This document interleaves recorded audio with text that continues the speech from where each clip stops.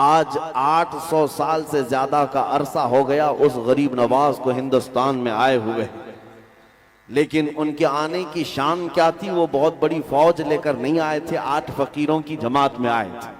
جب شہاب الدین غوری شکست کھا کر جا رہا تھا، اس وقت غریب نواز سے اس کے کسی فوجی نے پوچھا تھا، بابا کدھر جا رہے ہو؟ غریب نواز نے کہا تھا ہندوستان فتح کرنے جا رہا ہوں۔ سپاہی نے کہا ہماری بہت بڑی فوج آئی تھی بادشاہ کے ساتھ، ہاتھی گھوڑے لشکر ساز و سامان، ہم یہاں کے راجے مہاراجاؤں سے شکست کھا کر جا رہے ہیں، اور تم گدڑی پہنے ہوئے 4-5 لوگوں کی جماعت، 8 لوگوں کی جماعت ہندوستان فتح کی بات کرتے ہو، یہ کوئی مذاق نہیں ہے؟ غریب نواز نے کہا نادان، فرق اتنا ہی ہے کہ تم اپنے ہتھیاروں کے بھروسے آئے تھے اور معین الدین اللہ اور اس کے رسول کے بھروسے پر ہے۔ یہ طاقت ہے، یہ قوت کا نام ہے۔ جس سینے میں نبی کریم صلی اللہ تعالیٰ علیہ وسلم کی وفا بھری ہوئی ہو، وہ پھر بے خوف جیتا ہے، بے خوف جیتا ہے، اور پھر بے خوف ہو کر بریلی سے آواز آتی ہے، خوف نہ رکھ رضا ذرا، تو تو ہے عبد مصطفیٰ، تیرے لیے امان ہے، تیرے لیے امان ہے۔ آج ڈر کس بات کا؟ ڈر کس بات کا؟ ہم اس قوم کے وارث ہیں جو 313 بھی تھے، دنیا ان سے خوف زدہ تھی، تھراتے تھے۔ قیصر و کسرا ان کی نیندیں حرام کر رکھی تھی عمر ابن خطاب رضی اللہ تعالیٰ عنہ کی فوج نے۔ ان کے پاس کون سی ایسی طاقت تھی آپ کو پتا ہے؟ عروہ بن مسعود ثقفی ایک قاصد مکہ والوں کی طرف سے آیا، مکہ والوں نے کہا تھا جاؤ محمد کے ساتھیوں کے ہتھیار دیکھ کر کے آؤ، وہ بڑی بڑی طاقتوں کو چیلنج کر رہے ہیں، کتنی طاقت جمع کر لی۔ قاصد آیا تھا دیکھنے کے لیے، اور جس وقت آیا نبی کریم صلی اللہ تعالیٰ علیہ وسلم کے ارد گرد صحابہ تھے، مغرب کی اذان ہو چکی تھی، حضور مغرب کی تیاری کر رہے تھے اور وضو فرما رہے تھے، صحابہ اطراف میں جمع ہو کر کھڑے تھے۔ قاصد آیا، پوچھا یہ کیا ہو رہا ہے؟ صحابہ نے کہا اللہ کے رسول وضو کر رہے ہیں، اور اس پر بھیڑ کس بات کی؟ وہ قاصد بھیڑ کو چیرتے ہوئے جا کر دیکھا، نبی کریم صلی اللہ تعالیٰ علیہ وسلم جب وضو کر رہے ہیں، صحابہ اپنے دامن کو حضور کے آگے پھیلا دیتے ہیں، حضور کلی کریں تو وہ اپنے دامن میں لے لیں، حضور اپنا چہرہ دھوئیں تو اپنے ہاتھوں پر لے کر اپنے چہرے کو مل لیں، یہاں تک کہ نبی کریم صلی اللہ تعالیٰ علیہ وسلم کے وضو کا ایک قطرہ بھی صحابہ زمین پر گرنے نہیں دیتے، پانی اٹھا لیتے ہیں، کوئی زبان پر لگاتا ہے، کوئی چہرے پر اور کوئی بدن پر لگا لیتا ہے۔ عروہ بن مسعود ثقفی یہ منظر دیکھ کر حیران رہ گیا، واپس آیا اور اپنے گرو گھنٹالوں سے کہا محمد اور ان کے ساتھیوں سے لڑنے کا ارادہ چھوڑ دو۔ پوچھا کیا انہوں نے بہت بڑی طاقت جمع کر رکھی ہے؟ کہا طاقت تو بہت بڑی نہیں، لیکن پروانوں کی ایسی جماعت ہے کہ میں نے قیصر اور کسرا کی بھی ایسی تعظیم کرتے لوگوں کو نہیں دیکھا۔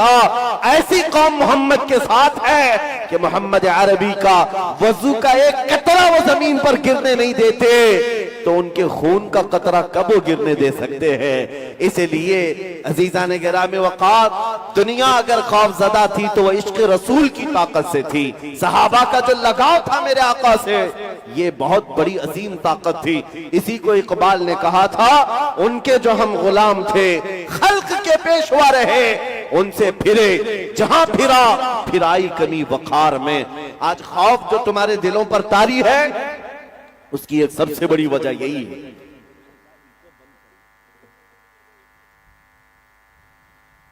حضور اکرم صلی اللہ تعالیٰ علیہ وسلم سے دوری یہ ایک ایسی ذلت کی بات ہے میرے عزیزوں، پھر آدمی در در کی ٹھوکروں پر مجبور ہو جاتا ہے۔ میں مائک والے سے گزارش کرتا ہوں میں ایکو بند کر دیں، نعت خواں جب تشریف لائیں تو ان کی آواز کو سریلی بنانے کے لیے آپ ایکو کو لگائیں، میں تو بھائی بیان کر رہا ہوں، گفتگو کر رہا ہوں، اس میں لہرانے کی ضرورت نہیں ہے، بس بات سمجھ میں آنی چاہیے۔ اور مائک کو ہم سٹائل میں لانا نہیں چاہتے ہیں، دو بوند ہی بہت ہے گر تجھ کو اثر کرے، طوفان نوح لانے سے اے چشم کیا فائدہ۔ بہرحال بات اتنی ہے کہ آج تمہارے پاس وہ قوت موجود ہے۔ ابھی میں آپ کو بتاتا ہوں اس پورے بھرے مجمع میں اگر میں کہوں اشہد ان محمد رسول اللہ صلی اللہ تعالیٰ علیہ وسلم، میں نے اپنے نبی پاک کا نام ہی تو لیا ہے، آپ نے انگوٹھوں کو چوم کر آنکھوں سے کیوں لگایا؟ کس نے کہا؟ کیا یہاں سے آرڈر دیا گیا تھا؟ پہلے سے آپ کو بتایا گیا تھا کہ میں جب نام لوں گا تو چوم لینا؟ میں نے تو ایسے ہی اچانک حضور کا نام لیا ہے اور آپ بے اختیار انگوٹھوں کو بوسہ دے کر آنکھوں سے لگاتے ہیں۔ کیوں؟ یہ اس بات کی علامت ہے کہ ہمیں کسی کے حکم کی ضرورت نہیں، ہمارے دل میں حضور کے لیے دھڑکنیں آج بھی موجود ہیں۔ وہ نام پاک آتا ہے، بے اختیار انگلیاں لبوں تک چلی جاتی ہیں۔ حضور کو سامنے سے دیکھا نہیں، لیکن نام سنتے ہی ہم انگوٹھوں کو چوم لیا کرتے ہیں۔ یہ آج بھی علامت ہے تمہارے اندر۔ اسی لیے میں کہتا ہوں، وہ جو چھپی ہوئی چنگاری ہے، جس دن یہ شعلہ بن گئی، میرے عزیزوں، بڑے بڑے محلوں کو اور بڑے بڑے پاکھنڈیوں کو جینا حرام ہو سکتا ہے۔ جو آج نبی کریم صلی اللہ تعالیٰ علیہ وسلم کی شان میں بھونکتے ہیں، انہیں ایسا لگتا ہے کہ حضور کے غلام سب اب مر چکے، ختم ہو چکے۔ یہ ان کی خام خیالی ہے، انہوں نے ابھی حضور اکرم صلی اللہ تعالیٰ علیہ وسلم کے غلاموں کی وفاداری دیکھی نہیں، اور آپ نے کبھی دکھایا بھی نہیں۔ آپ تو صرف نعروں میں رہ گئے ہیں، جوش میں رہ گئے، جلوس میں صرف بلند آواز سے چیخنے میں رہ گئے۔ جس دن تم حضور کے سچے عاشق بن گئے، اس دن بہت بڑے کمال کا انقلاب آنے والا ہے۔ سنا ہے قدسیوں سے میں نے کہ وہ شیر پھر ہوشیار ہوگا۔ حضور کے ان غلاموں کے اندر ایک زندگی پھر سے آئے گی، وہ جس دن بیدار ہوئے ہیں۔ میں نے 4-5 سال پہلے ایک بات پڑھی تھی، اسپین کے کسی عجائب گھر میں ایک اسٹیچو رکھا گیا تھا، جس اسٹیچو میں مسلمان سجدے میں ہے، اس کے اوپر عیسائی کھڑا ہے اور اس کے کندھوں پر یہودی کھڑا ہے۔ ایک یہودی دیکھتا ہے اور عجائب گھر کے مینیجر سے کہتا ہے، یہ اسٹیچو میں مسلمان سجدے میں، اس کے اوپر عیسائی کھڑا ہے، اس کے اوپر یہودی ہے، یہودی کو سب سے اوپر دکھایا گیا۔ اس نے کہا یہ بدل دو، یہ اسٹیچو بدل دو۔ مینیجر نے کہا اس میں آپ کی کون سی توہین ہو رہی، آپ تو سب سے اوپر ہے، مسلمان سب سے نیچے جھکا ہوا ہے، اس کے اوپر عیسائی، اس کے اوپر آپ کو رکھا گیا ہے۔ اس نے کہا اوپر تو دکھایا آپ نے، لیکن اس کا دوسرا میسج یہ ہے، اگر یہ مسلمان اٹھ گیا، اگر یہ سجدے میں سے اٹھ گیا تو اوپر جو دونوں کھڑے ہیں ان کی حالت کیا ہونے والی۔ میرے عزیزوں، یہ دنیا جانتی ہے جتنی دیر تک یہ نشہ میں ہے ہم آرام سے ہیں۔ ان کو نشہ کھلاؤ، سن کر کے رکھے رہو، ان کو آوارگی میں ڈال کے رکھو، ان کو بے حیائی اور بے اخلاقی میں ڈال کر رکھو، اور پوری دنیا کو تمہارا نام لے لے کر کے ڈرایا جاتا ہے کہ ان کے ہاں آتنکواد ہوتے ہیں، ٹیررسٹ ہوتے ہیں، دہشت گرد ہوتے ہیں، لٹیرے ہوتے ہیں، فلاں ہوتے ہیں۔ ان کے بھونکنے سے کچھ نہیں ہوتا۔ آج بھی میں آپ سے کہتا ہوں، آپ صرف اپنے اعمال سے پوری دنیا کا نقشہ بدل سکتے ہو۔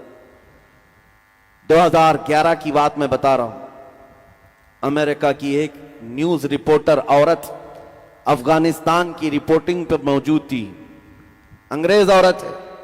اس نے اپنا واقعہ لکھا ہے کہ میں افغانستان میں تھی، اس وقت نیٹو کی فوج وہاں پر تھی، جو لڑائیاں چل رہی تھی 20 سال تک۔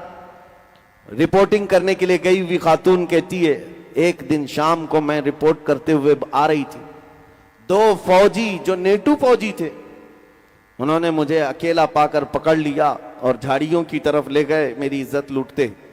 اسی اثنا میں 2 مسلمان نوجوان نظر آ گئے مسجد کی طرف جاتے ہوئے۔